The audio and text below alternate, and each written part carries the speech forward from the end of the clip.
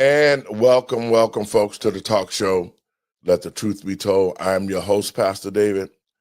And, folks, we got a great show. We're going to have the women on the panel today, and we're going to discuss the 300,000 women who lost their job, Black women who lost their job from April up until now.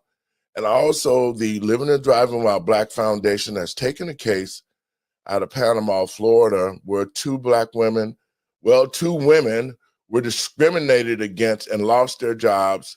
One supported the other, and she was retaliated for telling the truth, lost her position. So if you ain't got nothing to do, call your friends and let them know.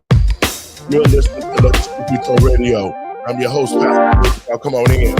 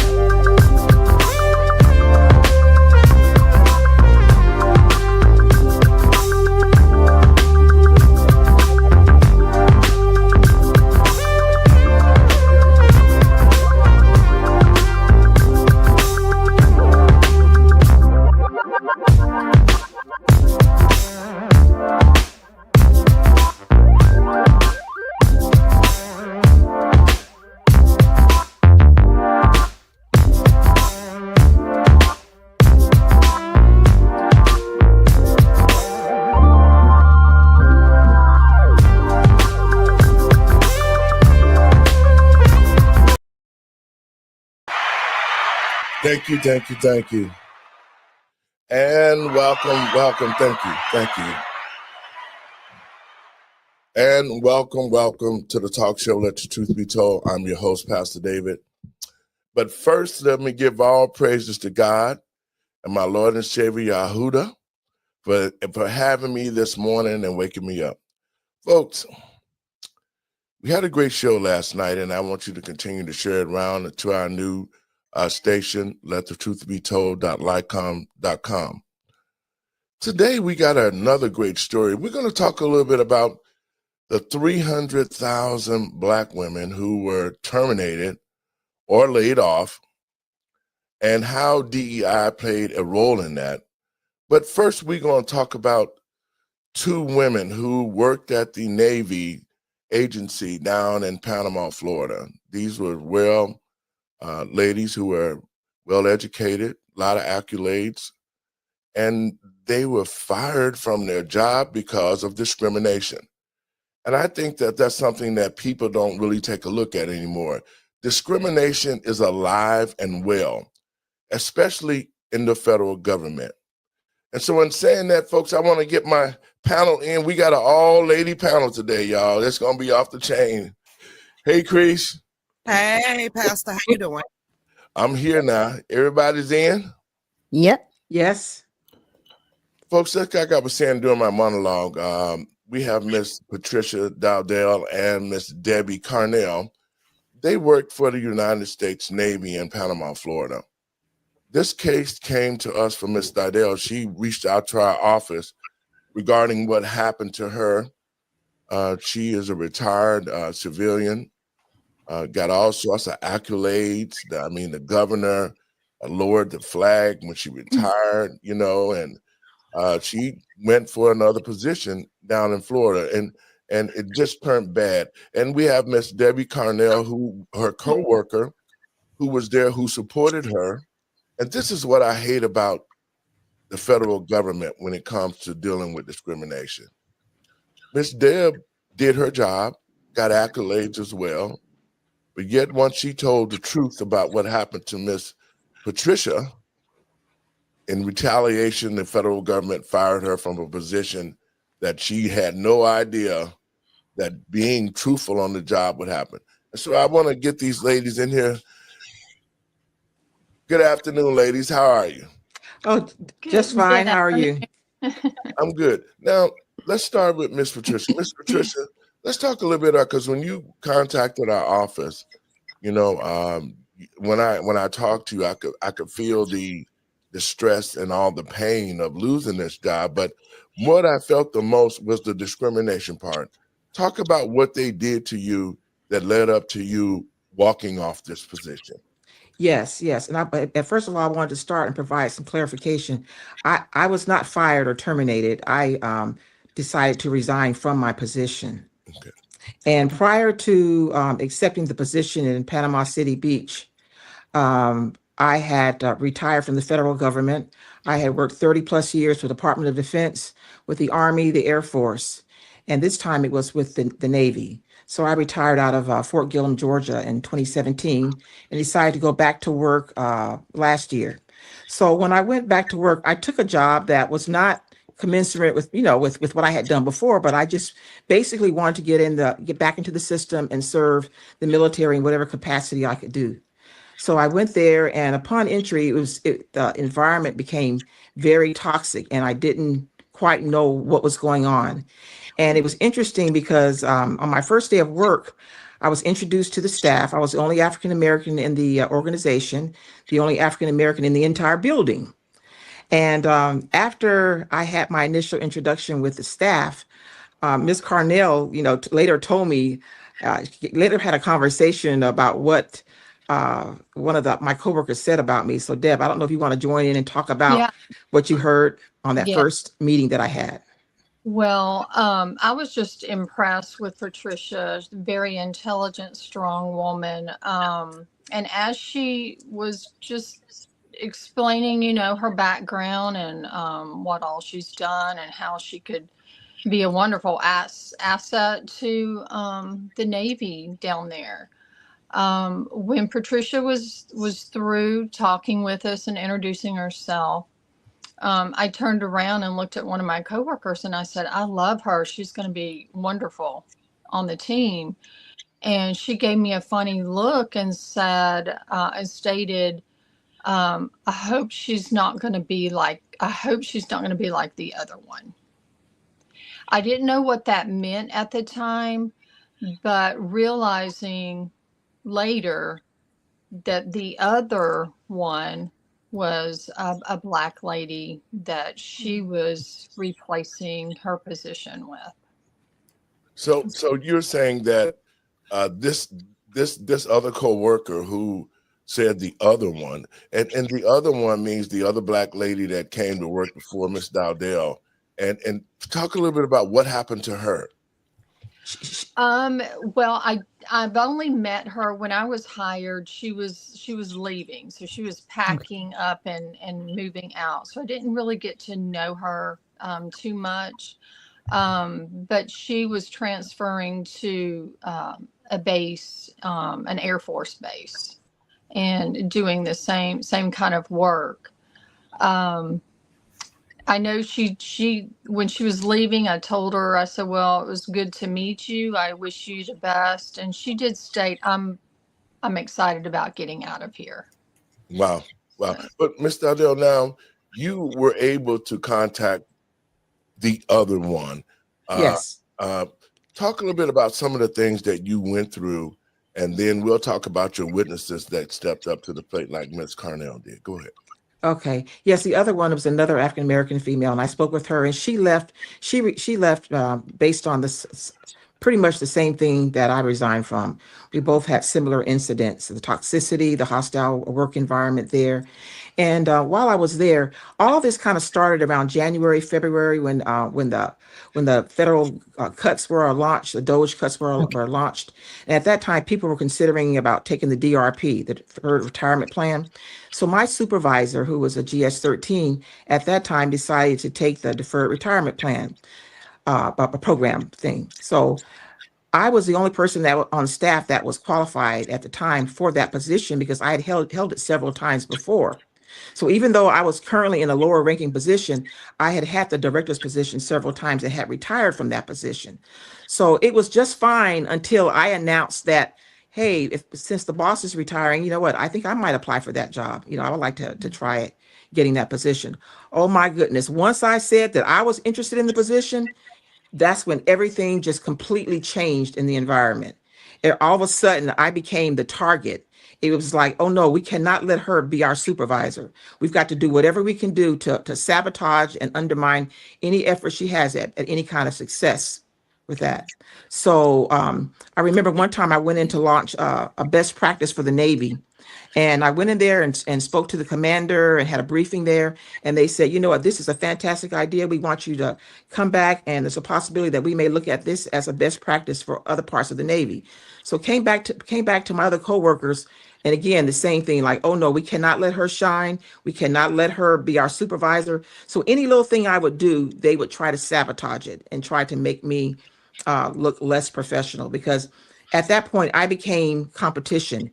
It was okay as long as I was sitting in a job that was lower than theirs. But once I expressed that I wanted a position that that was the director's position, all of a sudden it's like, no, we've got to deal with her. So at one point, the person that was the most antagonistic, one day she walked down the hallway and she pointed in my office and she says, you see her? She needs to get out of here. She needs to just get out of here. And she also made a comment to Miss Deb that she didn't understand why, but she just never liked Black people. She just never got along with them.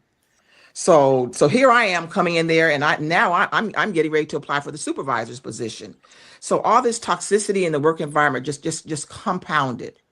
And there was an investigation that came in, and this person was relieved for several things. One of them was based on bullying in the office and the racial attacks that she had against me.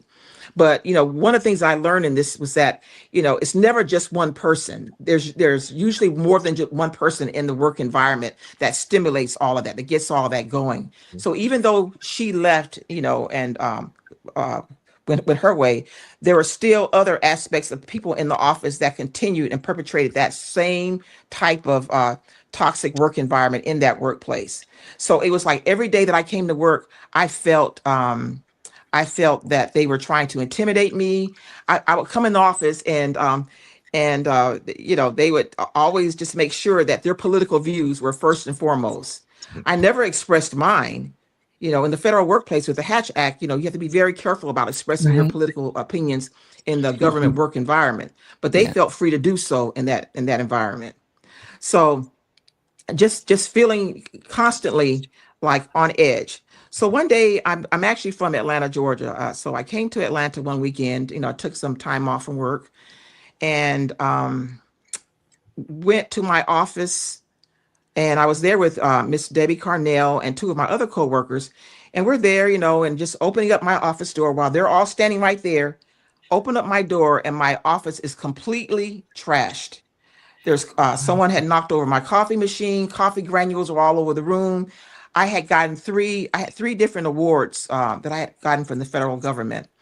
I received the Lieutenant Colonel Aide de Camp from the state of Georgia, from previous former Governor Nathan Deal. That was on the floor. I had an achievement medal, commander's award. All those awards were on the floor. I had some commander's coins that were given to me by general officers. Those were on the floor.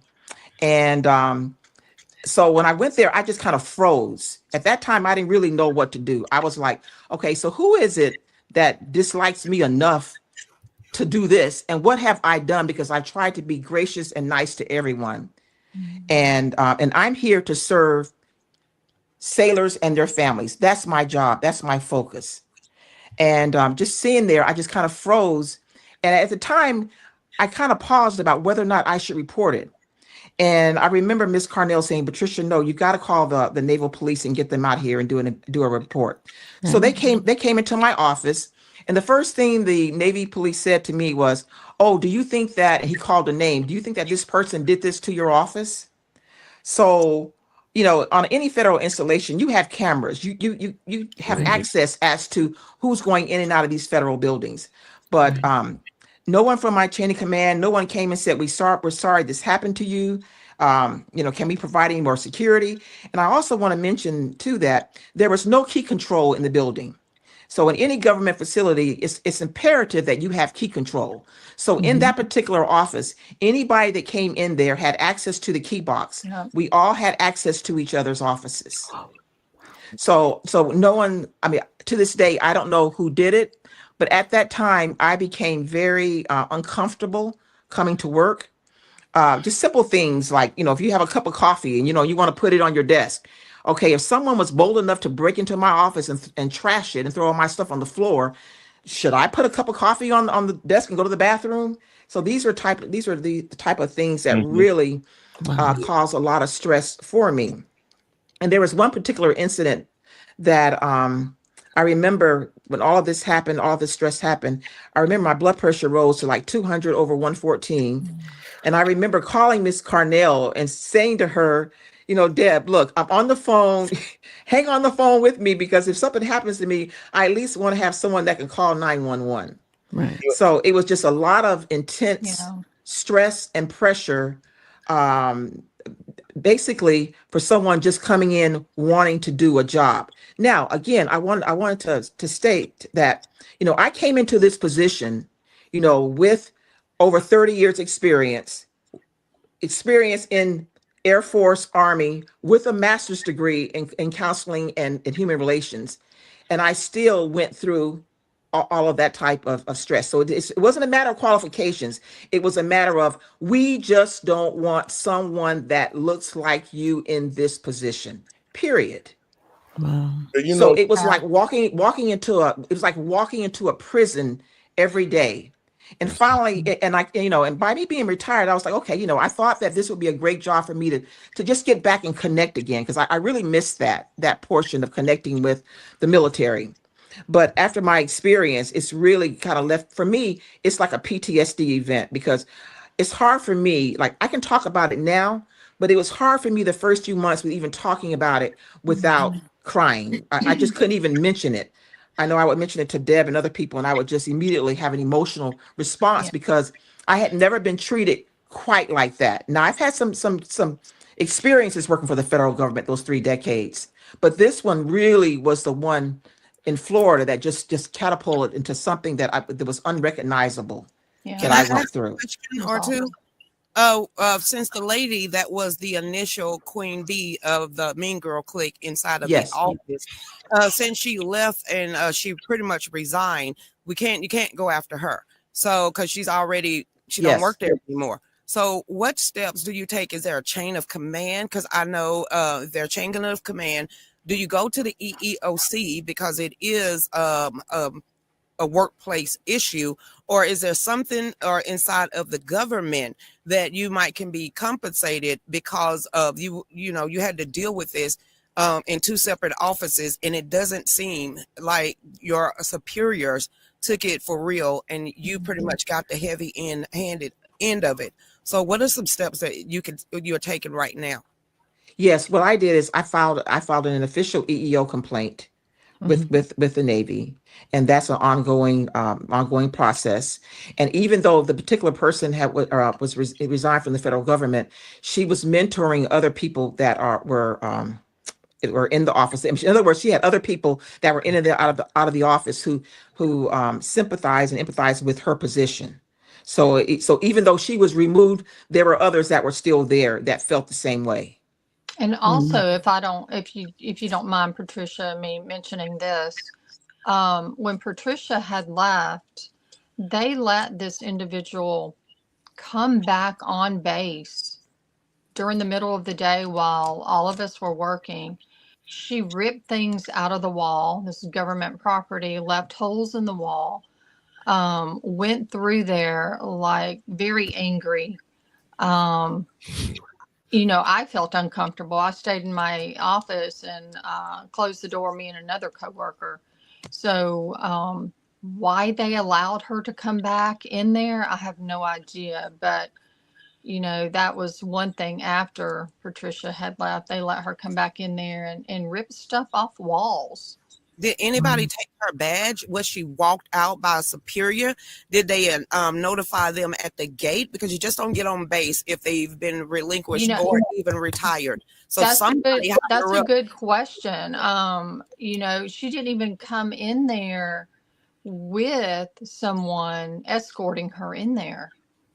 So no one even notified that the gate that, you know, she's no longer working for the facility, even if she did resign. So I'm going to ask you this, because this sounds like an inside job, but she knew a lot of people up high. Yes, That's what I was yes, gonna say. absolutely. Yes, New that's, people. She had yes, a buddy system on the inside, yes, and she sounded like yes, the one that ran the actual place. So yes. Spot on, Lucretia, spot on. That's exactly what happened. Yes. Doc, what I do have a else? question.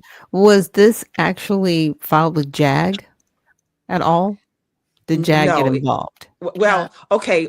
Well, I don't while all this was going on, there was a commander's inquiry, like a 15-6 inquiry, where they had a quote outside person to come in and conduct an investigation. So that person talked to each one of us individually, and then they made a recommendation to the commander. And the commander, you know, whenever they make those kind of decisions, of course, they run it through their JAG office for concurrence.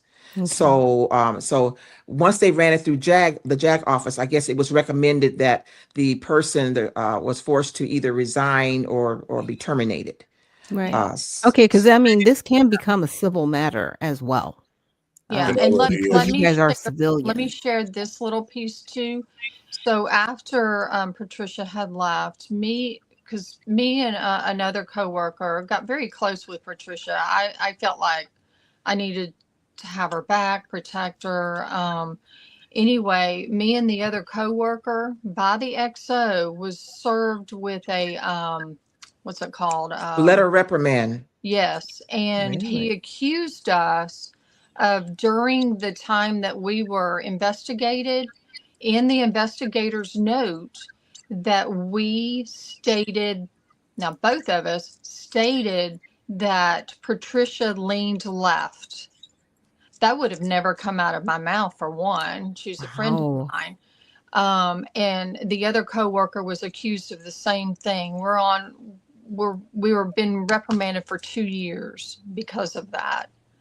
And It's he just was not- That has but no, nothing that's to all do covered with your in, but job. And like you guys said before the Hatch Act, I'm like, what are we exactly. talking about? And I felt so bad. To this day, I feel awful that Deb Carnell and my other coworker both received letters of reprimand based on something that the command thought that I did. And in addition, Miss Deb, who was in a GS-11 position, was also terminated. Yes, that's what But I they had wanted to to put get into. something in your jacket. I mean, they got to put something in your jacket. You got all these damn awards. You're coming down here and you're finna sit here and set stuff on fire. And she has never been reprimanded. They went through the chain of command and said, you know what? You're going to have to do something in order to make you. They just padded your jacket. Pretty much what they did. So basically, both of them got letters of reprimand, and then when I filed an EEO complaint, the EEO officer came in and she conducted her investigation and she interviewed a Deb. Almost immediately after Deb was interviewed, she got called in and was terminated from her GS-11 position working for the federal government.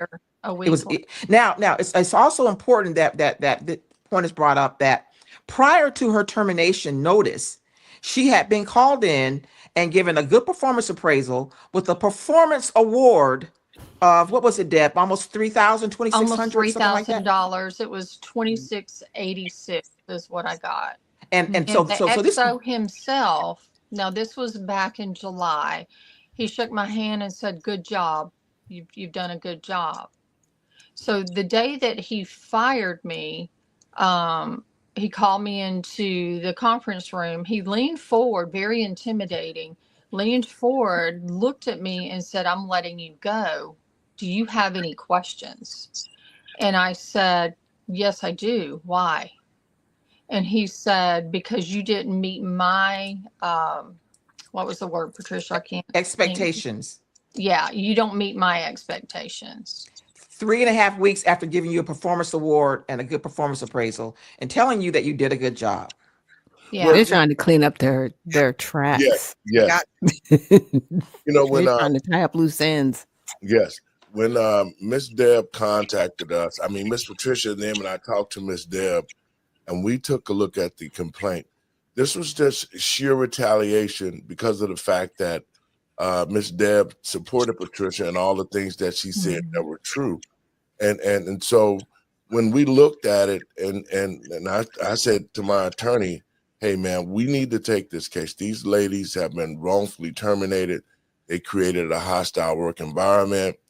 When Ms. Deb supported Ms. Patricia, they in turn retaliated and terminated her. The fact of the matter that she had all these accolades and was awarded, and both of these women were well qualified and beyond, who have been decorated by the other agencies. How could she just go so bad in less than 30 days and just got a huge award and a performance? Doc? Wow. Well, I mean, I've got a disability. So I'm visually impaired. So I was diagnosed in my 20s when me and my sisters were doing photographs, modeling photographs, and the photographer he said, turn to the side and look at me. And I absolutely could not do it. I could not shift my eyes, and I knew something seriously was wrong.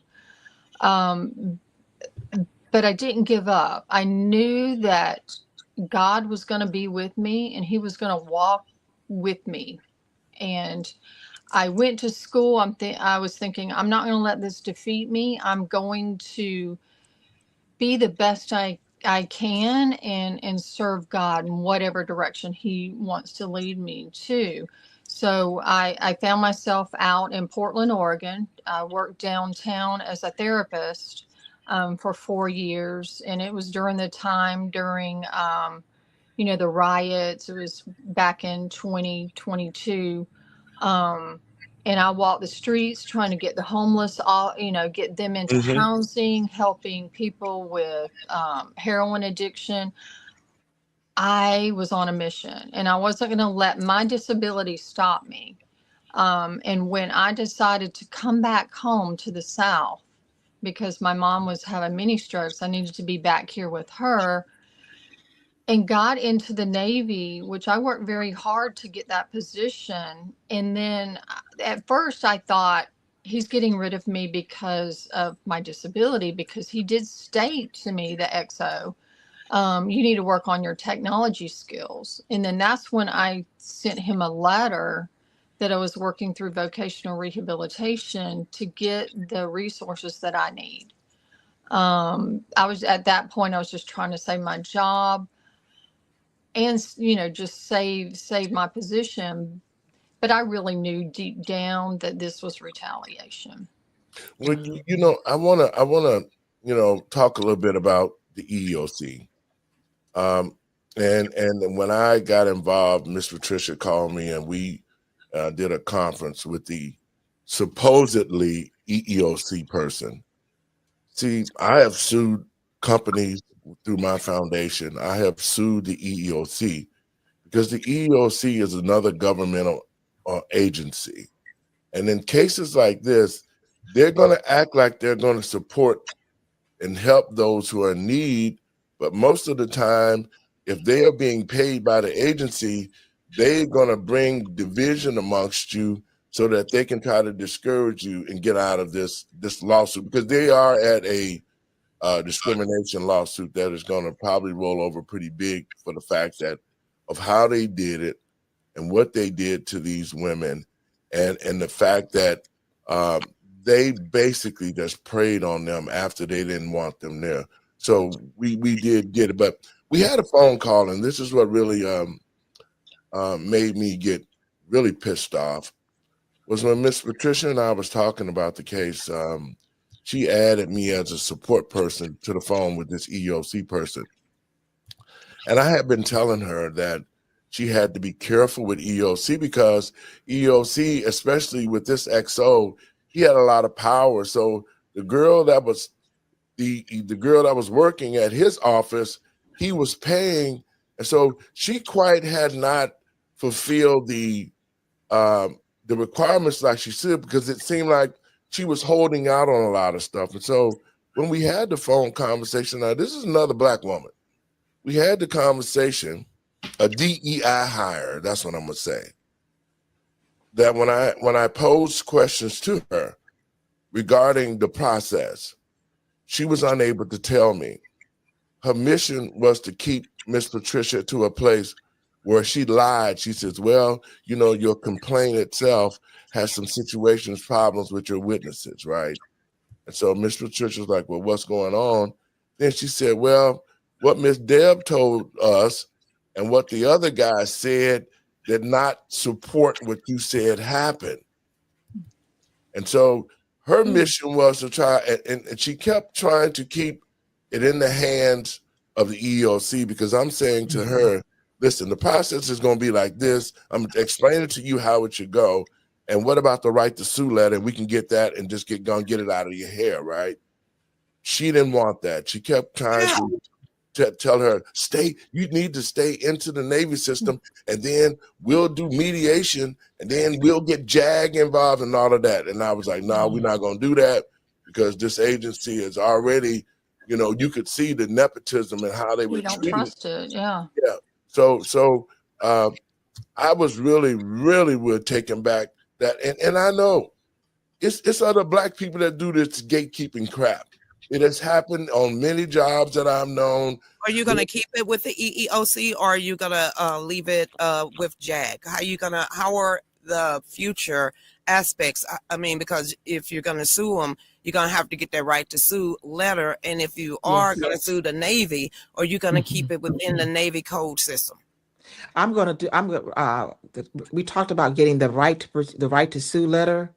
And then we're going to go through EEOC. We're not going to do they said the other option was Secretary of the Navy, and we're not going to go through the Navy system. Okay. Yeah, we're going to get the letter for both of Miss Debbie and Miss Patricia, and then we're going to file in federal court on their behalf. The hostile work environment, all the stuff with the trashing the office, intimidating. And she's a senior, so it's a lot of little charges we're gonna put in there for both of them, so that they can be made whole again. And this is what I'm saying. Out of all the adversities that women go through, and I'm gonna play a clip in a minute about the 300 some thousand women who have been let go since April. I feel a couple of ways about it. And I know that a lot of times, I worked for the federal government for 15 years. I went through an actual case of not being promoted, being the most qualified person, and a barmaid beat me out for a 9, 11, 12 position. And I was the most qualified person. And so I ended up, they created such a hostile work environment every day for me. One day I just woke up and told my wife, I'm quitting today. I can't take this no more. So I understand what she went through, and the hate and all the games they're playing. You walking around on eggshell. So this is sort of personal for me too, because I've seen this type of attitude with the United States Army as a contracting officer. And so I immediately took this case to get them some relief. But we're going to stand on it, and we're going to hold them accountable for what they did for both these women. Miss Deb is the most blatant, because her case actually confirms Miss Patricia's case, because once she told the truth about they did all these horrible things, then they retaliated and fired her and put her out on the streets. It's all intimidation.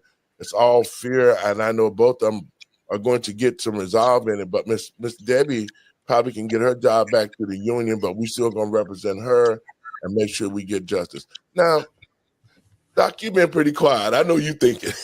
Well, I mean, just as a paralegal, I kind of have to take it all in and get the facts. But, it is better to, pursue this outside of the military, only because if you were to go through JAG, things might mysteriously come up missing. Right. Yes. And there might mysteriously, the evidence will be wiped away, the camera footage, just all of the things that they have to be held to an account from an outside source, they can manipulate from the inside, which is very sad, because I do appreciate our military. But, these isolated incidents that happen like this, they're starting to happen more often than not. And I think that goes back to leadership. Right. Yes. Pete Hegseth, you don't answer for this directly, but these are individuals in the chain of command that need to be dealt with. Absolutely. Because the part about the key control, now they're saying that, that key box has always been locked. No, it hasn't. There's several witnesses that, but you know what? But at this point, where those people come forward and say that that box was never locked, now everybody's changing their story. Yeah. Well, you And know, there'll be conflicting evidence. Absolutely. I don't think your commander or the person that was over that office don't want his senior commanders to know that he didn't have that office on lockdown or knew what was going on in the office. So what he decided to do is go ahead and make the problem go away, not put her in jail, not press charges for destruction of property or anything. Just she quit. It's over and said and done. Why you got an attitude? She's no longer here. And now I got to hear it from my senior officers to make it disappear. So I'm just going to make y'all disappear, and that's what exactly what happened. You hit it, Lucretia. That's the attitude that the Army has, because they can make the rules up as they choose to do so, different directives when they need to. And so it is a place of straight discrimination, nepotism, and all the things that happen in the private sector happen in the federal government, even though they say they're not supposed to happen. They happen on a more regular basis than the private organizations. Now, and the Living and Driving While Black Foundation did take this case. This was a case that we've already taken. We've spoken with attorneys about representing them. We're supporting them through the process so that we can, get justice and get them to be made whole. These type of things happen all the time, and just like with Miss Patricia, she walked away out of fear, distress, and all of that. And usually people don't fight back in these kind of positions because they feel the Navy, the Army are so huge and they can't be held accountable. But that's not true. And we took this case and we're going to make sure that they be made whole and that the Navy is held accountable to the standard that they say that they are, who's supposed to be leading examples for other companies throughout in the private sector, but they're just as bad as people that work in the private sector. Right. And hopefully this will create like a waterfall where other people have gone through what you've gone through, but they just didn't have the resources to actually pursue litigation. With all of your accolades and how long you've been in the military and other branches, they didn't touch your pension, did they? No, I already had a pension. Oh my goodness. I'm so glad you brought that up, Lucretia, because that was another bone of contention with them. It was like, why is she here? She's already getting a retirement check. She must be double dipping because I retired as a GS employee. The highest rank I got was 13. So I retired as a GS, but I went back as a non-appropriated employee. So it was there's a lot of resentment that, okay, she's working toward. No, I wasn't trying to retire. It was Panama City Beach. So I just wanted to go down and see what it was like to live on the beach area, in the beach area. So they were very upset that I was working in a second, pension retirement plan, which. And it's so interesting because I really didn't decide to pursue this complaint until literally the day before it was due to expire. I really did not want to file a complaint. I personally felt like the statute of limitation run out. No, ma'am, we ain't. But let me tell you something, because this is what my spirit of intuition is telling me. You just got involved with some bougie, uppity, class women who have ran that position in that office. They all break bread together. They all drink together. They all tan together. And you just came down here and got in the way. That's what it sounds like. Deb, I mean, I was bullied too. Like this one of the bullies. She was slamming the door in my face. You was Switzerland in that office. You didn't rock the boat, whatever they said, you went along with. Then all of a sudden, a stranger came into the office, and now you want to speak up. So you never had that, I'm going to push back on them because you'd have been gone a long time ago. So you was neutral, you was easy, and you they didn't figure you as a threat. Now, when you stepped into your authority and became the woman of God to protect someone else, is when you saw Satan show his face in these women. So y'all gonna get payback, but y'all just recognize that you was literally in the lion's den, and we call absolutely. Yeah. I really believe I believe with all my heart that if I had stayed here, I would have definitely had a major health episode. I mean, I was You on the would brink. not have. It was You would have laid uncontrollable. hands. You would have laid hands. One of these days, you and your mama said, if you ain't got nothing to say, don't say nothing at all. But sooner or later, one of these heifers would have pushed you back into a corner. And you would have came out swinging, okay? Because it was either your health, your job, your psyche, or your hands.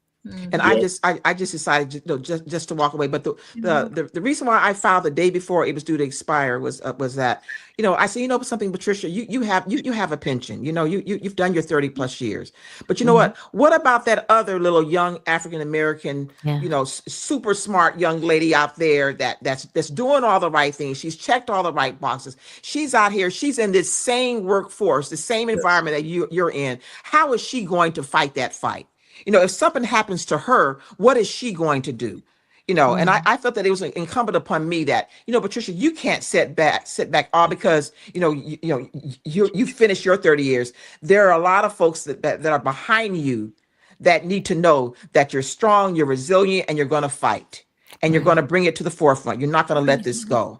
Because my daughter is also in the federal government. She's an LCSW with VA. And she's going through, sometimes she goes through different things on the job. And I did it for her. And I did it for the other Black women behind me who are working in federal and corporate positions, who are going through that type of toxic environment, despite having all the check marks already checked off. You've already done those things, but you walk in there and you're qualified and you're Black. And let these women know they hate a paper trail. Keep all documentation. Keep all videos. Keep all paperwork. Keep, even if you got them on recording, because one thing I learned working for the feds for 10 years, they hate a paper trail. Oh, yeah. That's the first rule, Lucretia, is make sure you have a paper trail. Because if it's not documented, it never happened, okay? Right. That's how the Army. If it's not, our motto is this: if it's not in writing, it doesn't exist. Exactly. Now you understand why your superior had to lie on you on paper and put it in your file, because there was no documentation of you being a troublemaker. So they had to put something in your record to show that you're a problem person. And that is what happened with your superiors. Ms. Deb, the thing that I find also troubling about Ms. Carnell's position was not only she terminated, based on that termination portion that she went through, but also she has a disability. I mean, because when you have a disability, a supervisor should be looking at, okay, what type of reasonable accommodation should I provide for this employee? What am I doing as a supervisor to make sure that I've done what I need to do for this person to be successful? Because when Deb was in a situation where she was conducting a briefing and she had to plug the little monitor into the TV portion, she basically said that she couldn't see it. Well, she has a vision problem. So she has a vision problem and she can't see how to plug it in. Then my question would be, what type of reasonable accommodation as a supervisor am I going to provide to help you be able to do that? Right. As opposed to talking about you don't know about technology. It was totally just kind of downplaying her disability and not providing a reasonable accometacon for her. He was humiliating me, and he did it during a whole Teams meeting. He said it in front of all of my coworkers. You need to work on your technology skills. Sound like ageism to me. Not only female discrimination, but also disability discrimination and ageism. They would always say to me, like, and how many years do you work? Oh my gosh. Oh my, they were just, I got so sick and tired of them talking about how many years I worked for the government. It's like, can we get straight to the mission? And I think out of all of this, the biggest regret that I have, and Deb, you might want to speak to this, is when I left, I felt like the mission, like what I came there for, I felt like I had not achieved. And that was, I came there to provide services for sailors and families. And when I left, Deb, you want to talk about what you had noticed? I mean, I bet I didn't want Patricia to leave. I wanted her to stay and let's fight this together. I said, don't give up. I mean, you got to stay. But I understand why she had to. It was making her literally physically sick. I was getting physically sick during that time too. But after Patricia left, sailors would come in and look for her. And one particular day, one of the sailors wallow out and said, "No, she can't be gone. I need her help." And that broke my heart. That, those guys connected with her, and she was the busiest person in that office. The sailors really come to look for her to get help. Wait a minute. And now you coming out of a whole nother state to an office to be more efficient than everybody in there, and you didn't think you was going to have a bullseye on your back? That's how it always goes. Come on, come on. It was so funny. This is something that they would my coworkers they were so puzzled at this, because in the Navy, we have the dive school there, and the majority of the divers were white, and when they would come into the Fleet and Family Support Center where I worked at, they would come in there, and they would of course they would be most of the time young white sailors, and they would come in, they would look at me, and they would kind of look at me like, okay, so I need some help. And by the time they walked out of my office, that we would be laughing. I'm asking about the kids. We're talking. They're coming back to see me again. So what my motto was this, that they would come in as strangers, but they would leave as family. Because they had a lot of stressors in the military, a lot of things they were dealing with. And sometimes, by me having a master's in counseling, they just wanted somebody just to talk and connect with. And I loved doing that. I mean, I would seek them out. And was she cute? I mean, I'm just trying to figure out where the jealousy came from. Was she cute? Was Deb? So the troublemaker that sat in the front, she liked to stir the pot, and she was young, and she would dress provocative. Oh, here we go. There's it. That's it right there. She liked it. She wanted the attention. Yeah. And the attention was not on her. There was no longer that spotlight position. Yes. Okay. Correct. So that answers a lot of questions. And like I said, we've taken this case and we're supporting both of these ladies. We will be filing lawsuits for them to make them whole. But I wanted to do this and let them have an opportunity to let the world know what's going on. Discrimination has not left this country. It's prevalent in the federal government.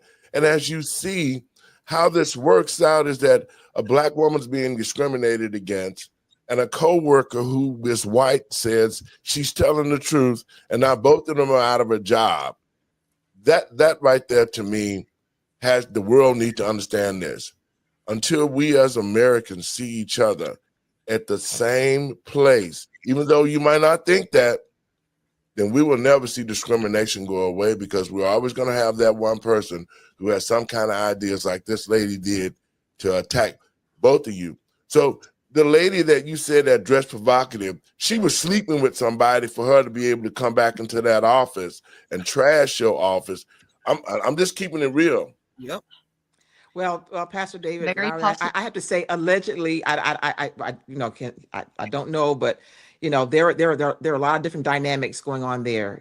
Allegedly, she was. Yeah. Okay, you might not can gossip, but honey, my womanly instinct is normally on point. And it sounds like, you know what? She had a good thing going there for a while, and a real woman walked in the building and she was intimidated. So you just look at the accomplishments that you have already strived to do. Look at how you help the sailors and the Navy fellas have that familiarity of comfort and guidance. They're never going to forget you. Yes. They're just going to be paid. I was like a mother to them. I really was a mother figure, to them. They would come there in their young 25-ish, come sit down with me, and their favorite name for me was, they would call me Miss Pat. They come in and they would ask for Miss Pat. Is Miss Pat here? And they come to my office, I close the door. I say, okay, so what's going on now? How you doing? How's the family? And they needed that because they were under so much pressure trying to get through the dive school. That's a very rigorous curriculum for them to get through that. Very prestigious. Lots of pressure. A lot of them don't make it. So they needed someone to talk to. Because how much are you asking for? What is your goal? Because I wouldn't want to. I don't know. Yeah, I don't know. I don't know. I really don't know. I don't know what. It's funny you asked me that, because like for certain things, with me being a retiree, I'm here in Atlanta area, McDonough area. Oh wow, you live right around the corner from me. Yes, and I live in Atlanta as well. Yes. Oh, okay. I'm right here, McDonough. And Pastor live in Snellville, so and you need a car to go anywhere. So but here's the irony of all this. And you said about how much am I asking for? I'm paying for a $2,000 a month condo on the beach in Panama City. Don't even live there, which means that I entered into a 12-month lease to go to the job. So it has become it's also a financial thing, and because I'm really big about my credit, so I've just continued to pay it on time to get through this lease. But it was just like there are lots of other things that I had to do that contributed to the stress because I'm having to pay for two places, one that I don't even live in. So all these things happen because I came to a job. I got a question. Another question. When's the last time you took a vacation? Oh Lord, a vacation. What is it? We're talking about that. Yeah, I'm gonna need for you to go get a rum runner, and since you're paying for it anyway, you need to go ahead and get a little bit more tanner, okay? Because why you letting that go waste? Why you letting that go to waste? I mean, I try to go down every once in a while, but it's just every time I go down there. To be honest with you, when I do go down there, it's almost like another PTSD event. I feel the stress of what I went through. So when I go down there, I go down for a couple of days, check my condo, make sure it's okay, get back in the car and head on back to McDonough. That's just how I am. I hadn't had a vacation in a while. Not never mind. Well, but yeah, it was just and basically what I asked for initially was just to cover my expenses. But this Patricia, has been you had to sell your car too. You had to sacrifice, and we're both single women. We both of us, especially Patricia, it just breaks my heart, but we did not deserve this. No, right. You didn't. It's unfair. I'm all about justice and what is right. And it doesn't matter if I lose my job. I'm going to stand up for what is right. My granddaughter is Black. And my heart hurts for her because I think about what is she going to go through in this life. So I wouldn't change a thing. I'd still have Patricia's back because what was done was so mean and so unfair. Right. Well, and that's why, for me, when I heard the story, I felt some kind of way that she needed protection. Our women need protection, and they need that kind of support because had she been, it would have been a different situation had she was in a relationship, because I think had a man been with her, they wouldn't have attacked her like that, especially to destroy the office and destroy all her medals. You know what I'm saying? These are psychological warfare tactics that have been used against these ladies. And so I really took offense to that. And that's why I jumped in and said, hey, you know what? Let's get the lawyer online so we can start talking and get the support that we need so we can. I'm not trying to play devil's advocate, but they're never going to apologize. Oh, you're going to get paid, especially if you once you get the right to sue letter, they might drag it out for a couple of years and they're going to, pay you, but they're never going to apologize for everything. And you know what? At the time, guys, I would have been happy at the time when this first happened, when they broke into my office, if someone had just come into my office and said, Patricia, you know what, is there anything that we can do for you? We're sorry this happened. I mean, it was just completely like it never happened. Yeah. We don't want to talk about it. It's just like, okay, so someone broke into our office. Okay, our next. I mean, that's disturbing because, like I said, I worked at Grissom Air Force Base in the military medical support office. So we had highly sensitive information because we had all of the actual soldiers' information. And in your case, you had sailors' personal private information, like security number. I mean, it gets really intense. And I'm like, your office is open? Excuse me? Yes. Anybody's office and files are open. What are we doing? Like, that is a whole national security issue beyond just being a regular security issue, because these people are deployed all over the world. And I don't think people realize how sensitive the information is. Yes. handbook, most of the stuff that we are all talking about is in the handbook as a big no-no. And that's what they're going to do. They're going to point back to the handbook, saying it's already in writing that this woman shouldn't have did it. It's just that they never pressed charges or there was nothing disciplinary that happened to her. And that's how they're going to play, you know, all of them out of our hair right now. Let's just pay them in, just sweep it back under the rug and then point back to the handbook, because sensitivity training it's already there. Yeah, and what they're going to also say is that, you know, when we had the investigation, we got rid of the problem. You know, that person was forced to resign or whatever happened to her. Yes. But my thing is this: when that person who initiated all this left the organization, that still did not solve the problem. What should have happened after that was there should have been some type of training for the remaining staff. Yes. Right. On what went on and how to preclude those type of things from happening in the future. Right. And none of that happened. No, what happened was the XO came in and threatened us all and used the F word constantly to us and told us that we were old enough to be his mother and father. And it was ridiculous. And so he was trying to cover the tracks of everybody. And once the door was open to that and they saw that they were so wrong, then he just like you said, they wanted to get rid of everybody and keep mashing on and just let it flow and fall wherever it is. So, but that's okay. When they in retrospect, I ask myself this question all the time: what is it that I could have done differently? And I say to myself, if I had gone in there and I had not told them my dreams, if I had not said, hey, now the director's leaving, I would like to apply for this position. Maybe I just should have not have said what my dreams were. And I said, no, Patricia, again, what about that person, that young lady behind you who's coming into the federal workforce, who says, hey, look, guys, I'm qualified. I'm going to apply for this job. Right. So that's something that and normally in work positions, women don't always talk about their dreams and stand up for themselves, right? Men do, and it's usually okay for men to do that. But when women do it, there is a backlash. That is something that I studied when I was in college, and I'm like, that's very sad, but it's very real. Yes, it was definitely a backlash. I mean, I was just and my other coworker, Debbie, the other coworker would say, "Oh my gosh, she's just so qualified. She's had everybody's job," because I literally had everybody's job in the office. At some point in my 30-year career, I'd had everybody's job. So when something came up, I would say, they would say, "Hey, Patricia, I said, yeah, if you do X, Y, and Z, or you do it like this or whatever," I kept with the briefing, and that became another problem to the point where one time Deb was doing a training and she asked for help. She says, "Hey, Patricia, can you help me with this training? I need an icebreaker." I said, "Sure." On the fly, I came in and I did an icebreaker with her. Oh my God, Deb, do you want to talk about what happened when I volunteered to help you, a coworker, with the training? Oh my goodness.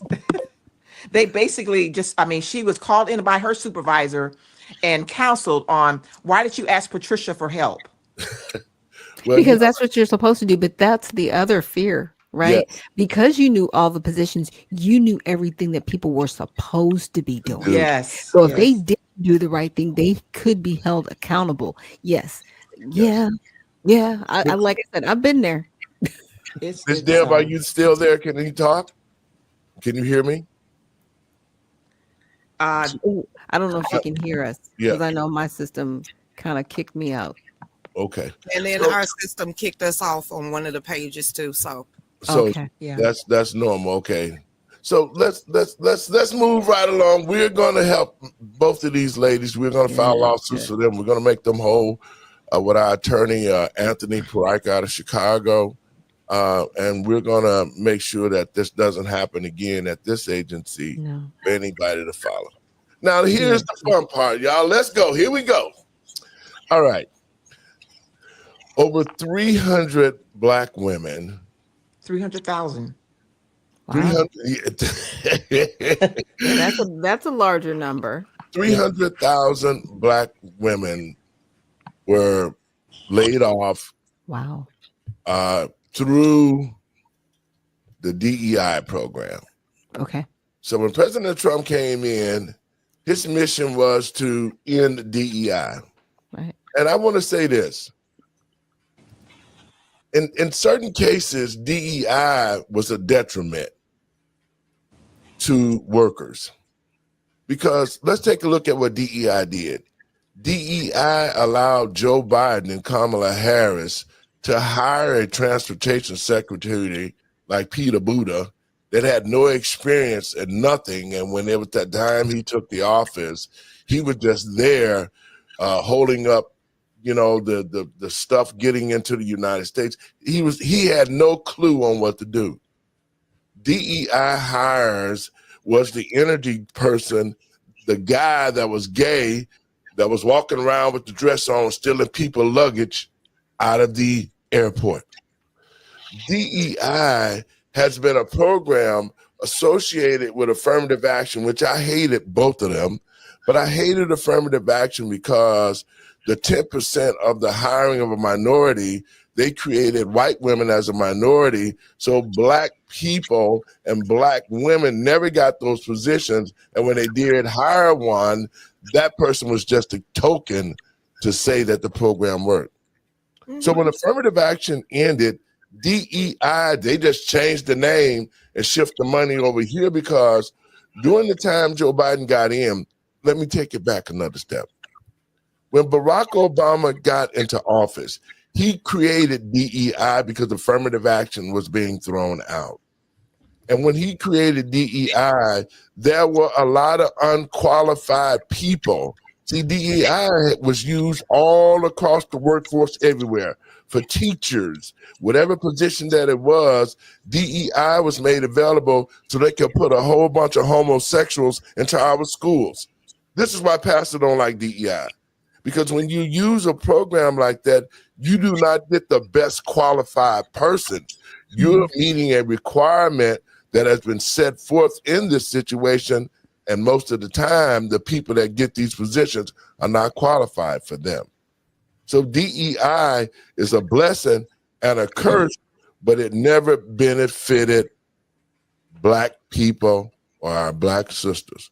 So well, now, it was a part of an ESG scoring system from the United Nations. ahead, So Doc. it was part of the scoring system. So if you wanted a higher ESG score, then you had more DEI hires because it contributed to your score, very much so like a credit score. So people would look at your ESG score and go, oh, okay, maybe we should give them lending and funding, or maybe we should help support them in other areas. So it was very nefarious the way it came about, and now it's really hurt and damaged people on the back end.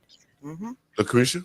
Can't take an easy way out. I was learning if you work hard, show your merit, you'll get places in life, not just because, you know what, you're a Black chick. I did not earn it. That's DEI for me. Okay. Now I want to play a clip, and I'm in the Tigers Den. I got all these beautiful women in here.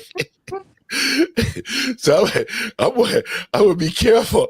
I'm gonna play a clip concerning DEI. I'm gonna play his first clip, and we're gonna discuss it. Hang on. Back, well, there is a troubling shift in the American workforce that is hitting close to home. According to the Bureau of Labor Statistics, 300,000 Black women have left their jobs over the past 3 months, and experts are calling it a silent crisis. That's right. So 11 Alive's race, culture, and religion reporter Danielle Nottingham dug more into this report. Danielle, you spoke to women who are experiencing this loss. I mean, 300,000, that's a huge number. What are you learning? The numbers are very, very shocking. And what I was learning about the women I spoke to today, is that they feel like this is another moment where Black women have gotten the short end of the stick. And just to look at some numbers, the national unemployment rate right now is 4.2%. For Black women, it's 6.8%. I want to stop it right there for just a second. I'm returning. Don't you think that her dress is about to come off her behind, sitting in that? She should not be wearing a skirt that short. Like, what are we doing? Pants, ma'am. Pants. Always. If you're going to be in a high top chair at a desk, where you're going to be seen, pants. That's all I got to say. Oh, I'm going to put it back on. Go ahead. So we've heard the numbers, and I think now it's time that we put a face to the crisis. 300,000 Black women gone in just 90 days. And behind the numbers are real people like Jamie Pleasant. It is disturbing. It's beyond surprising. It's extremely disturbing. When people looked at the list, it was all people who look like me. It was pretty much, I won't say all of them, but it was predominant. The majority of us look like me. Jamie worked at the Centers for Disease Control and Prevention and says her dismissal in May wasn't just unexpected, it felt targeted. You want to believe in this day and age that things like that are still not going on, that we are targeted, given the impact that we make, given what we bring to the table, given our education, given our expertise, given our commitment to the roles. But at the end of the day, if it has to be me and Sally, it's Sally. Allison Todd tells a similar story. She was let go from the United Way in June after 10 years. Another highly qualified professional suddenly without a job. We have a bright light. Most of us have double degree, advanced degree. I have my graduate degree.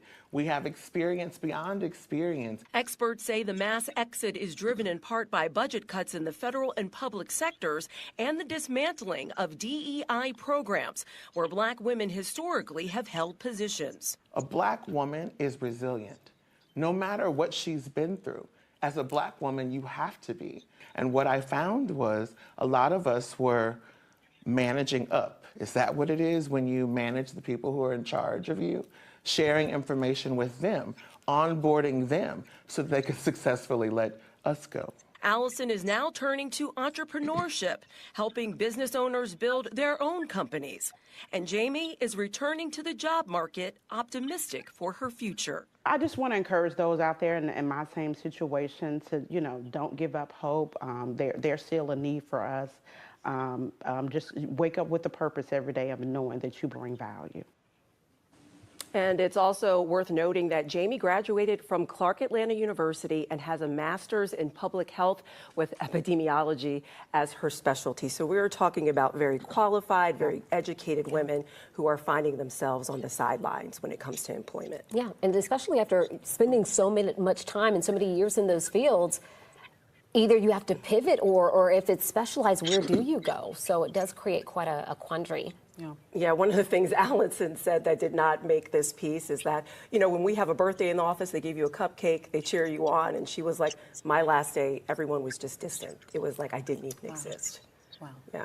Well, we are certainly hoping that these women land back on their feet, even in better positions than they were before. Yeah, So we're speaking definitely. for them. Danielle, thank you so much. Thank you, guys. All right, ladies, Lucretia, you up first. Why you gonna throw me under the bus? I don't agree with that crap. I don't agree with any of that.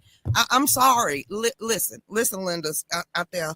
Y'all, me sitting back here doing a show on a nightly basis, all I heard is them shouting and parading DEI when it was the downfall from the beginning. Nobody read the fine print of what they was actually trying to accomplish, and it wasn't for the Black race. But somehow those was the loudest cheerleaders was Black women, and they were the first one on the chopping block. When we sit back and talk about this, that it's a detriment. It's a damn detriment. Now, hindsight's 2020. I don't understand it. Why are you complaining now when you was out there on the front line shouting for everybody else but your dang old selves? And now that you see it that came into fruition, what are we supposed to sit back here and do? Just get, like Joe Biden said, learn the code. He done threw everybody else under the damn bus out here in the real world, America. And now that you have to wake up and realize this stuff ain't handed to you and you really got to scrub and scrape and you thought you was going to die there? No, ma'am. No, ma'am. No, sirs. This is another affirmative action that flipped around and gave a bunch of pedophiles, a bunch of confused ass people, higher positions than real women that went out there and busted their tails all their life. But the real women were shouting for fake men. I ain't getting it. And now that these fake men and these fake people and came in and stepped on their toes and they're younger than them, they trying to figure out what happened. You rooted for the wrong people. There, that's where that stop asking me because I'm gonna tell you straight, and I probably hurt somebody's feeling, but damn it, why are you rooting for somebody else when you should be rooting for the just cause and the foundation of your own community? Yeah, So and it's truly sad, and it's what you're saying. And the organization CDC, it was on its way out as well as the United Way, because unfortunately the CDC has been compromised. It was compromised a long time ago, but it was a failing organization because it stopped being accountable to the federal government. And that was from the HHS down, dealing with the FDA, dealing with a lot of what's going on now. And so it's unfortunate that this many jobs have been lost, but it is a cautionary tale. You cannot just rely on any job nor the government, right? guess We what? are Right living now, in an economy where you have to be self-reliant, they period. finna slice and dice more professional jobs at the federal level because it Yes. got loaded so fast. So when all these people out here start looking for positions of power and realize they don't have it, it is not our fault anymore. Miss Patricia, your thoughts? Okay. Again, having worked for them for a few decades, Yeah. I really kind of feel like, Black women, I believe, are number 4 in terms of getting benefits from DEI. The ones who are getting the most benefits from DEI are white women. But when you think about DEI, we automatically kind of think about Black folks benefiting from that. Now, Black women are the highest demographic of those who are losing their jobs. The highest demographic of those who are getting jobs are white men. Yeah. So Black women are losing jobs and white men are gaining jobs. So I want to just to kind of be clear on that And most of fact. those white men wear dresses, they wear wigs, and they go in women's bathroom. Yes. Yes. And off. at a lot of times, I remember in my career, walking into back in those days, walking into, if you were GS, even 11, 12, 13, everybody was a white male, so you're walking in there and you've got to look at who's making the decision. If you've got 10 people on the table and you've got you've got to cut some people there. You've got this mandate from the president that says you got to let so many positions go. All right, you're the one. You're in that position of power. You're that manager. You're that 15. That SES. Who are you going to cut? Are you going to cut the person that you play golf with on the weekends? Right. Are you gonna look at Patricia, who Patricia's a good person. She does a great job, but I got to cut somebody. So you know what? And I want to play golf with Jim on this weekend at the country club. So let me go head on and I'm going to cut Patricia. So my concern is how are we vetting this process? Who's making this decision? It's not just about, and at this whole DEI thing, it's not just about Black women. Who's making the decision about how they're being cut? It's a qualification. Are you gay? Are you a them? Are you a they? Are you a furry? Are you transgendered? Because during the whole of the DEI, those are the ones that went Geronimo man. So he just told you about Pete Hegseth. He put on a fake boob bra saying that I'm feeding my newborn babies because I decided to be the woman of the situation. You got somebody up there in the Navy that legs spread out like this, knowing that's a straight up man, but y'all need to salute him as a woman. Right there, it allowed to happen within the last 10 years. This is what has happened. This is the consequences of stepping out of the grander order of what we are as a constitutional republic. And you let the inmates run the asylum, and now everybody mad because stuff is out of shape. And I'm sitting here like, we told you so. And the other thing too is that Black women also have the highest demographic of those who have advanced degrees. So Black women, I think, are trying their best to hit the check marks and make sure that we're qualified and we meet all these things. So it's just kind of like, I have an example of, when my daughter went to University of Georgia years ago, she went there and one time they were having this affirmative action rally, and they were saying, hey, when she was walking by, hey, it's people like her that we need to keep out of University of Georgia because, she got in here on affirmative action. Well, my daughter was a National Merit Scholar, so that wasn't how she ended up at University of Georgia with a couple degrees. But this that's the kind of stuff I'm talking about for those of us who are qualified, who have who've made those sacrifices, gotten the right kind of education and check marks and experience. Those are the people I'm concerned about because those are the people that look like me who are not sitting at the table when the decisions are made about who's going to be let go. Right. Ms. Deb, you want to throw something in there? Yeah, I'll throw something in here. It just proves that our work is not done. That's right. This world is out of balance, and we need to fight for what's right. And what God created, He created. So we need to go back to the basics and realize that we are all equal. But when it comes to a job, they need to look at who's most qualified to get this job done. Yeah. Right. And you know We what? don't need to look at color, I want sex, to apologize age. to y'all's too. I want to, it's not easy working 30, 40 years. And we know how we was raised. At the end of that, it's the white picket fence, it's the pension, it's everything, not drama, not heartache and pain. So I apologize because Sally Sunrises decided to hate on y'all and destroy y'all lives. And now the powers that be just want to clear their own conscience and make y'all go away. And that is not right on no matter what spectrum you on. Well, you know, we have to hold those accountable who put us in this situation. There was two things that I said about this. I detest DEI because the most qualified person aren't given the positions that they deserve because of all of the experience they have.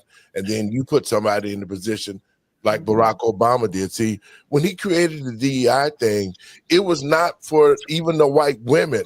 It was for the homosexuals. Yeah. Those group of programs were put into the school system. We saw here in Chicago, and I'm working with these Black teachers. I've been working with them for over a year now. When Barack Obama created the DEI, they got rid of all the Black teachers that was teaching the children phonics to get the scores up so for the state and all like that. They turned around and fired all of those Black teachers, put them on a do not hire list in Chicago where they can't get jobs, but then they filled those positions with homosexuals and lesbians and all those people who were not even qualified. And that's how we got this whole LGBT thing in our schools teaching our children, and the children can't even read or write, but they can tell you who a pedophile is. They can tell you if they want to be transgender. Y'all seen it. It happened under the Biden administration. It was part of what Barack Obama did because he laid the foundation for these people to be put in those positions. And once Biden got in, they pushed it out on everybody. And this is what we got. And this is what we see. But it did something bad for the Black community because the Black community has been continuously under attack. First, Lucretia, like the other day, you said Black men were taken out back in the 60s, right? Thus, it pushed our Black women to stand and be the firm one in the families to try to feed the kids and so forth. But then the feminism from that put our women at a different place where they was walking around talking about, I don't need no man. I got my job. I got my money. I don't need no man. And thus that separated the Black family. And so now the position that we're in is this. This move hurt a lot of Black families. Yes. Those women were breadwinners. I'll give you a moment. Those women were breadwinners no matter what. But the sad thing of it is that I was a previous contracting officer for the federal government. And when I left the federal government, they started saying as long as you got a college degree, you can get a six-figure salary. And we had a lot of people who had college degrees in dog catching, liberal arts, things that didn't require a lot just to get a piece of paper.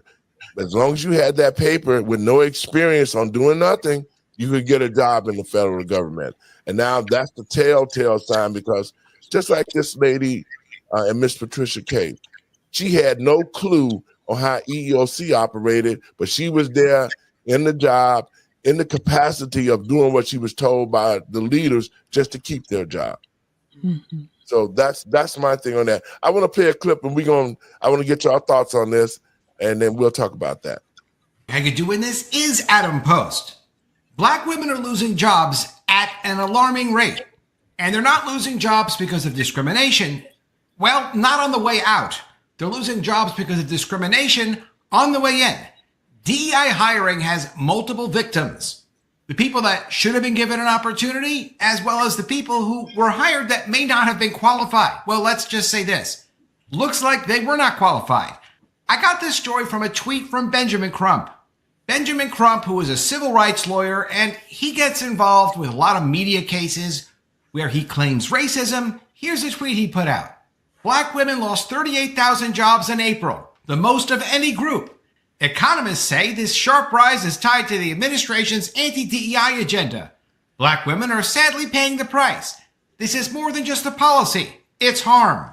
When he says this is harm, he's saying this is like an actionable lawsuit somehow. He's trying to dream up, how could I have a class action lawsuit on behalf of all black women and sue everyone in the world, or at least the federal government, saying you're firing them because they're black women. Look at this disparate impact. It doesn't work that way. If it did work that way, he'd have his lawsuit. Here's the article he was referencing, and this is from Afrotech, and I have covered things from Afrotech before. There's a whole subculture of, we're not just going to give you news, we're going to give you news and information from a DEI point of view. That's Afrotech. That's Essence. That's articles like this from Refinery 29. Black women are leaving journalism, and it's a huge loss. And it makes sense to have some kind of cultural point of view in a specific niche, but when it comes to law, when it comes to fairness in the workplace, it really doesn't have a place. And I do want to say these numbers are correct. Black women are losing jobs at an alarming rate. It's numbers that are coming from the government, but they're not being targeted or singled out because they're black women.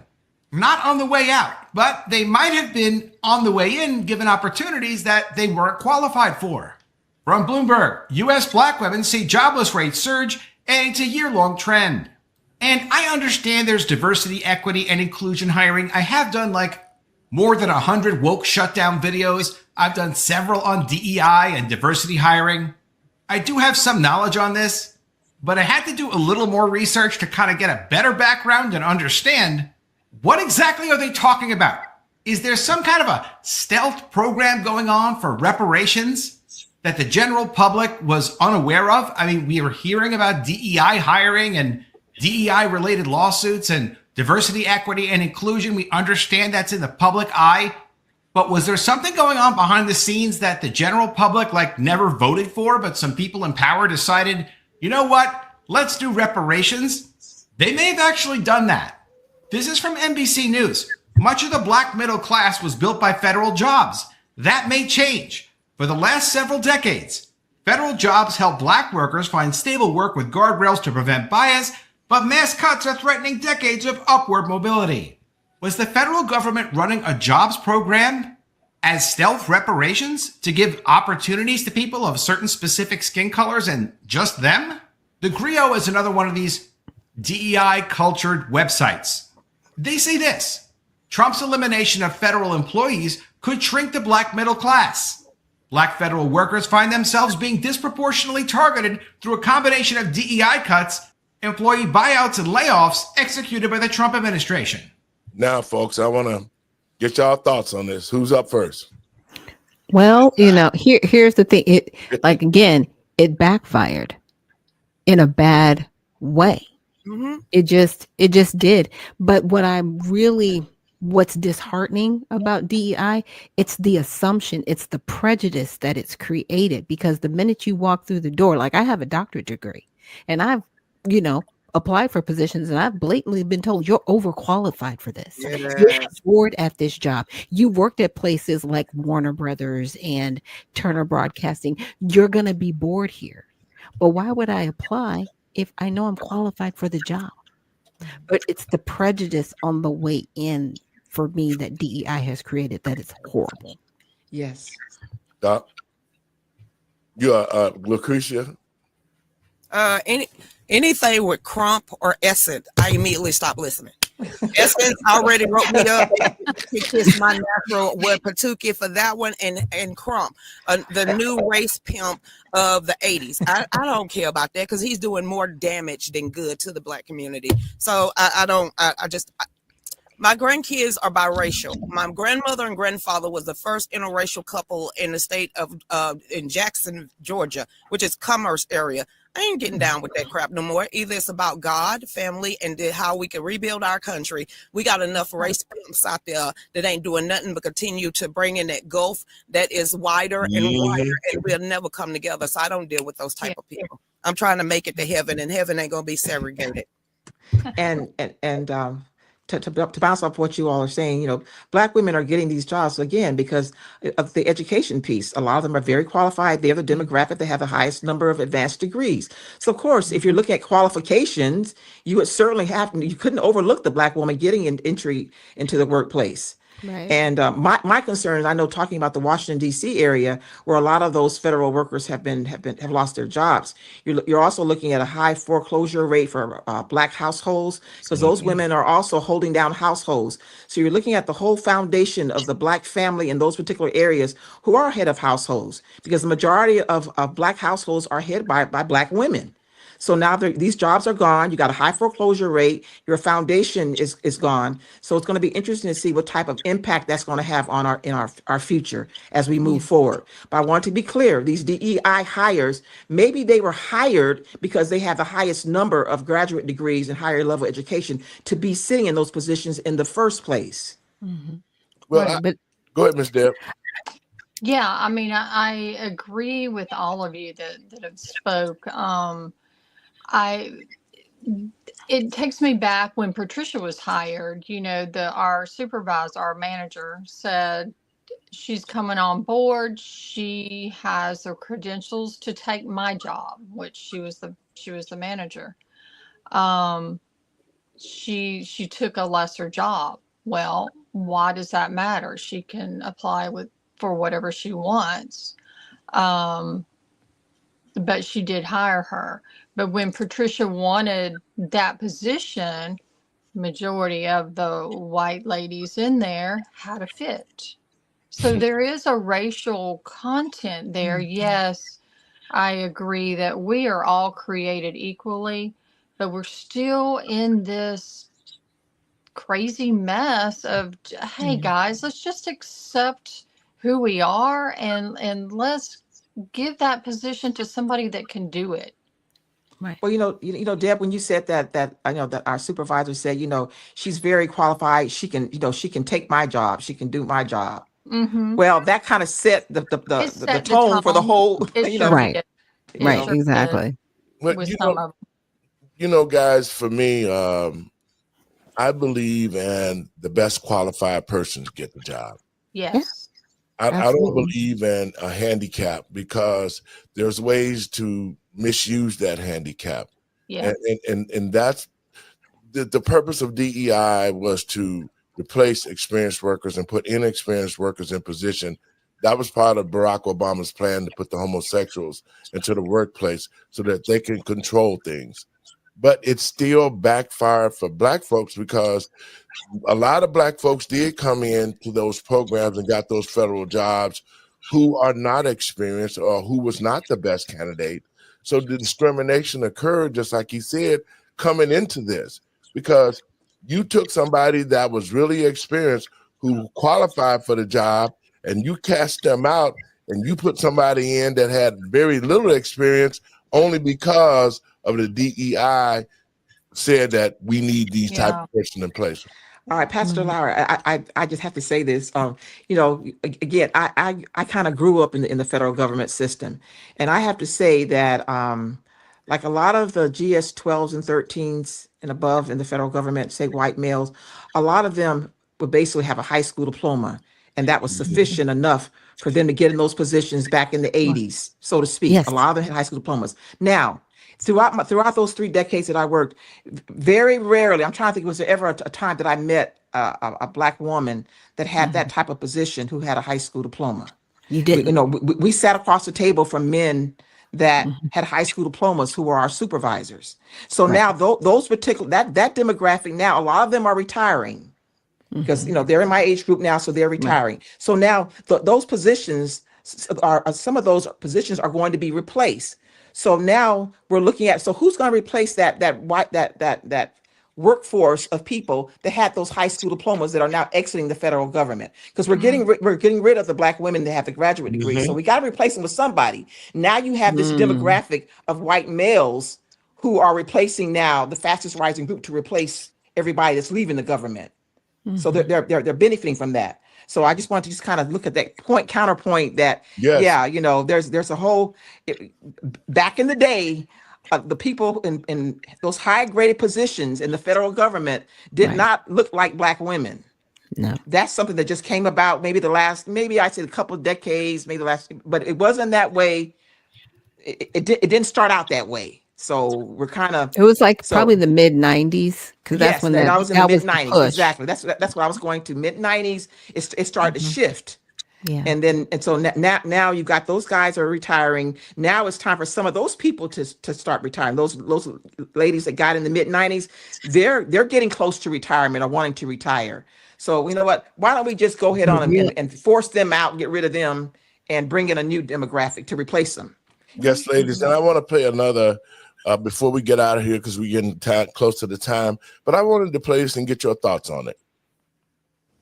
Real F around and find out moment is here. A lot of people are looking at the Black community thinking that we are the recipients and benefactors of DEI programs and affirmative action programs. And I know affirmative action is no longer, but whenever they hear the term DEI or they hear the term affirmative action, they look to the Black community thinking that we are the benefactor. Now, here's some information for you. The #1 recipient of DEI are white women. Yes. That is according to the U.S. Department of Labor. And others fall under that group, under the minority group, the ethnic minority. #1 recipient under that group are Latino and Hispanic Americans. #2 are Asian Americans. #3 are Native Americans. #4, individuals with disability. #5, veterans. Okay?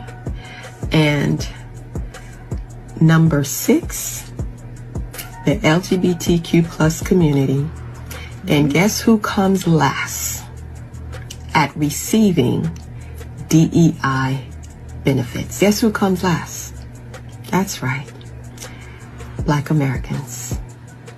Black people. Let me also say, you can do a Google search and you will see the primary benefactors of DEI programs are not only white women, but white men, white male CEOs. Those are the ones who have benefited the most from DEI initiative programs. Wow. Ladies, your thoughts. Wow. Who want to be first? Well, and it's true, you know, like Gavin Newsom said, if it's true, it's true. And it is. And it's unfortunate. But again, they created this caste system for all of us. Mm-hmm. And they need to get rid of it. And they just need to call it what it is and get back to a merit-based system. If it's going to be merit-based, then it's going to be merit-based. And if there's a predominantly, you know, part of the population that has these degrees that you say that we needed to go get to qualify for these positions, then those should be the people that get the positions. Period. Lucretia? We the people told you so. I shouted this out when they was parading all these sisters across the screen. I said, you know, that ain't gonna happen, right? You know, that's not gonna happen. They sitting here with the, wanting a whole new voting block. Workers, they're gonna open up the gates. John Podesta sat there and told you, don't worry about the Black community. We'll give them $20 more in the welfare program. And let's go ahead and have a taco bowl. Hispanics first, open up the floodgates. So that wouldn't call open up the border. Asians, yeah, they get the visas, honey. They get the visas and the high paying jobs. Then we have Native Americans. Well, you know, the Trail of Tears, they got to get their reparations from somewhere. Then you got the disabled people who should have been first, right up there with the veterans. And then way down here with the loudest voices that it's going to help our community is always the last people to get served. Isn't this, I mean, Malcolm X kind of told you in the 70s, but it don't seem like nobody was paying attention. Miss Patricia. Progressives are the worst thing to happen.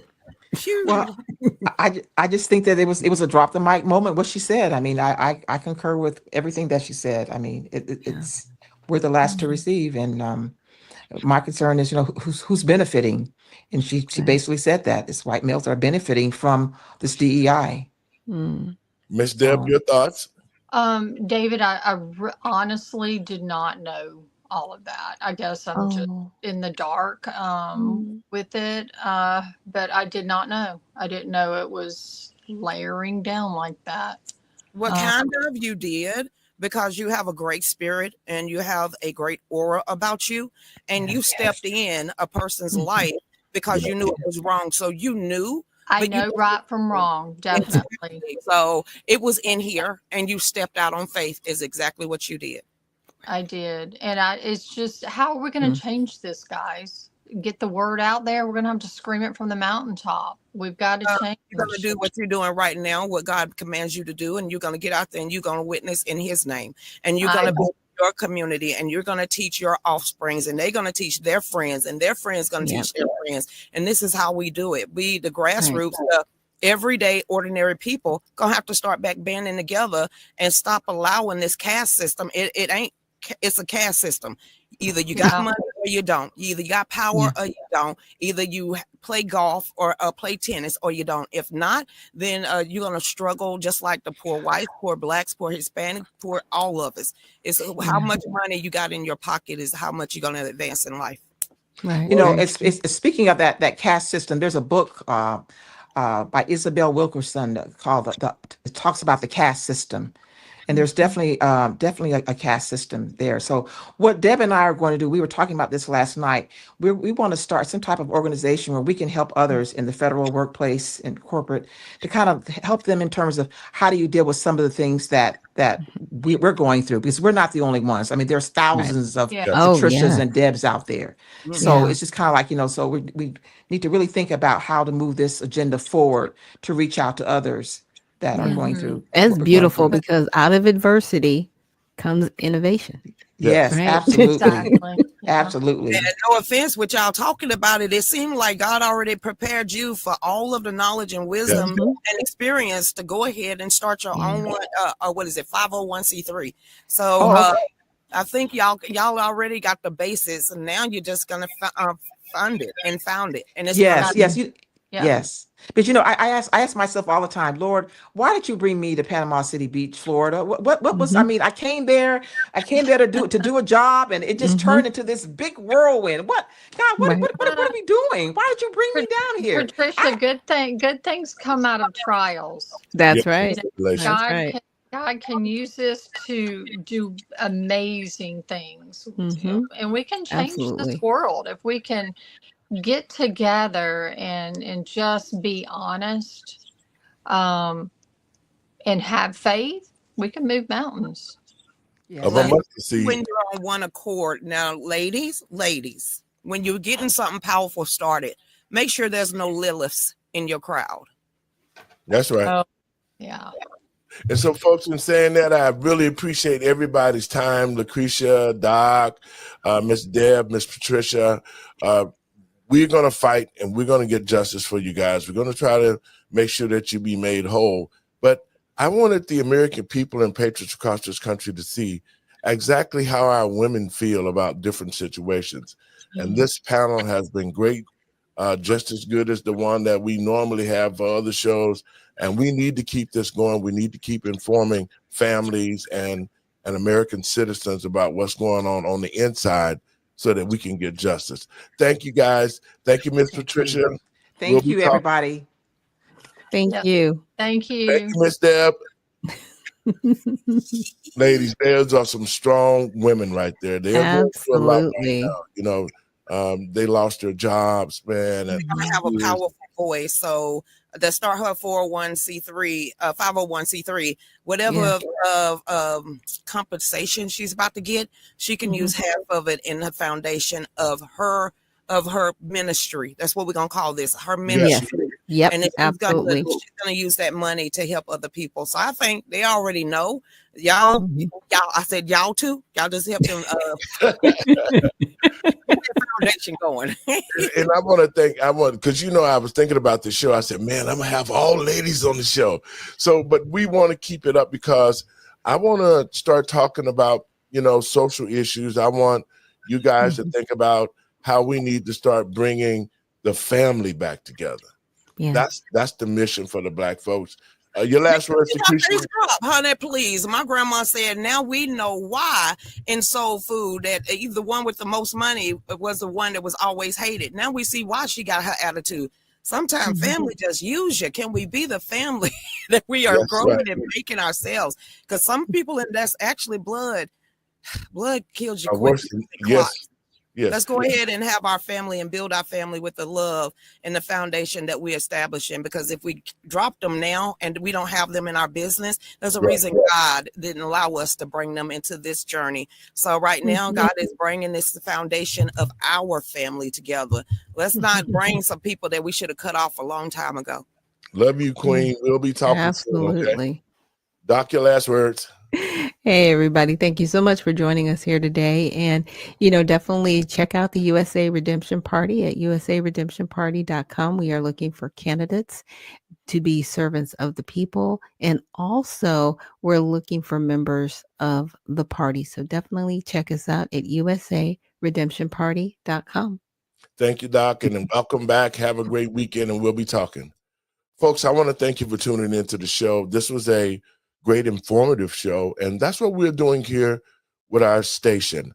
Our new call numbers, letters for our new station is letthetruthbetold.lightcast.com. You can go there and watch tonight's show. You can also watch other shows, and this is about education. The Living and Driving While Black Foundation and the Let the Truth Be Told networks are going to put information out there that you can take a look at and that you can learn from and that you can see all the things that need to be seen so that we can make this country great again. God bless you. Have a great weekend. It started this Thursday.